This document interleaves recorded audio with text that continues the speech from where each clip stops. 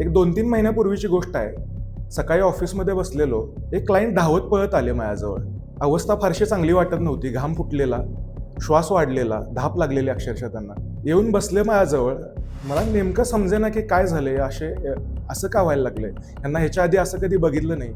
जरा शांत होऊ दिलं आणि त्यांना मी विचारलं, "सर काय झालं? एवढं टेन्शनमध्ये का दिसताय?" तर त्यांनी बोलायला सुरुवात केली की, "सर, व्यवसायात काय फारसं चांगलं चाललेलं नाही आहे. तर बँकेचा मेसेज आलेला दिसला की बँक अकाउंटमधला बॅलन्स मिनिमम लेव्हलपेक्षाही कमी गेलाय." दुसरा फोन आला. तो फोन होता माझ्या एका सप्लायरचा, की जे म्हणाले की, "सर, तुमची ऑर्डर मी प्रोसेस करू शकत नाही, कारण तुमच्याकडून पेमेंट्स मला वेळेत येत नाही आहे." ह्या 2 गोष्टी कशातरी प्रोसेस करतोय, तोपर्यंत मेल बघितला तर मेलवर माझ्या एका चांगल्या एम्प्लॉईचं रेझिग्नेशन लेटर येऊन पडलेलं. मला काय करावं समजत नाहीये, की या सगळ्या गोष्टी अचानक माझ्या बाबतीत कशा काय झाल्या?